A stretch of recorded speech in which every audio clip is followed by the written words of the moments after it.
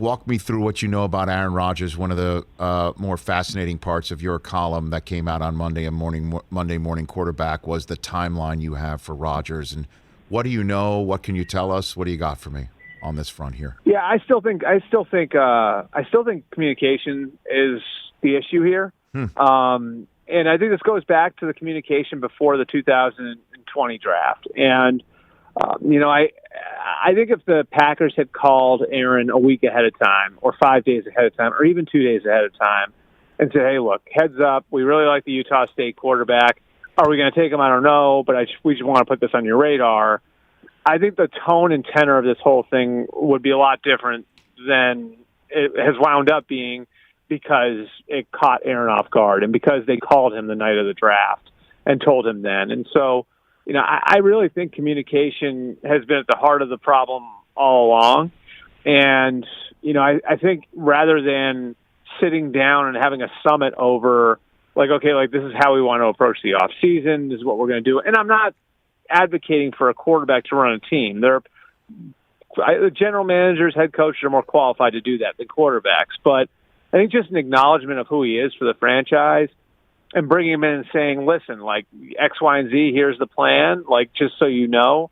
I don't think there's any harm in that, especially when a guy's, 38 years old. It might be different if you're talking about a 23, 24-year-old quarterback. Mm-hmm. It's something else when you're talking about a 38-year-old quarterback, And so I honestly don't think there would have been any harm in any of that.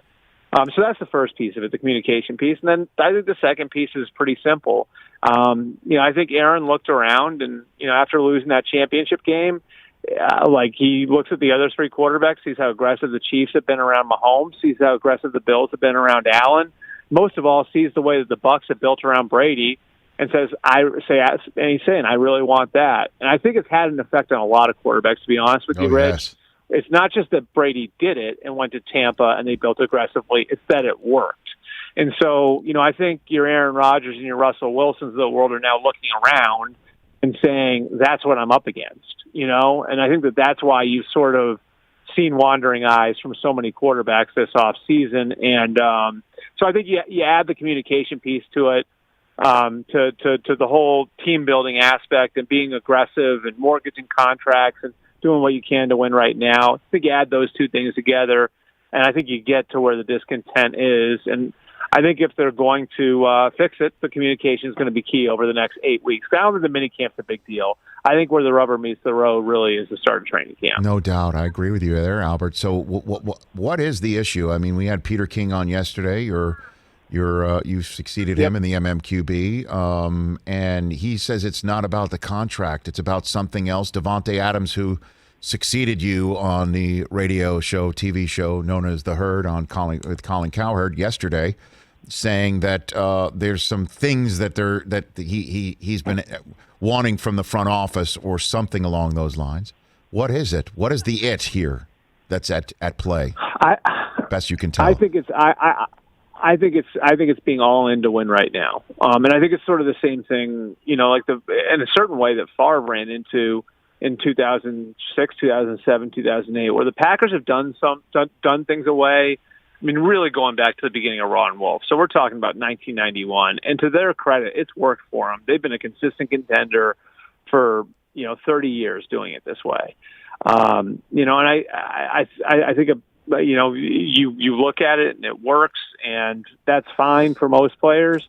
But if you're a quarterback at the twilight of his career and you say, okay, I've got 2 or 3 more shots left at this, and, you see what you're up against, and again, you look over at Tampa, and they're doing the opposite. They're mortgaging every contract. They're basically saying, we don't care what happens in 2023. We've got Tom Brady right now, and we're looking to build around Tom Brady right now and win championships right now, and we'll worry about that when we get to it. You can understand where, I think for Aaron, it's a little bit like that's what I want. I want somebody to build around me that way.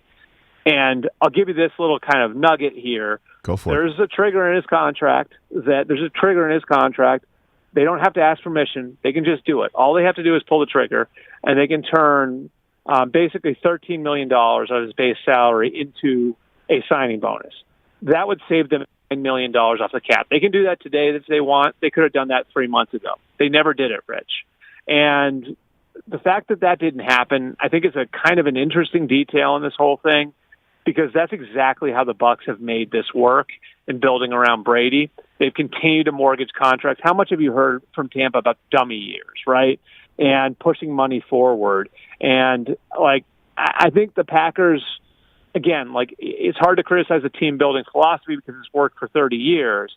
But I think the Packers, you know, kind of, I guess, feeling we have to do it this way, and this is the way that we've always done it, and not bending to adjust for Aaron Rodgers' age is a huge part of this. And then you add it to the fact that, you know, again, you go back to Jordan Love being picked in the first round, and Aaron Rodgers saying, well, that could have been somebody to help me. And, you know, that guy is never going to help me win a championship. And I think you get to where you need to be as far as why this is where it is. Hey, you watched all the way to the end. Thanks for that. Watch more right here.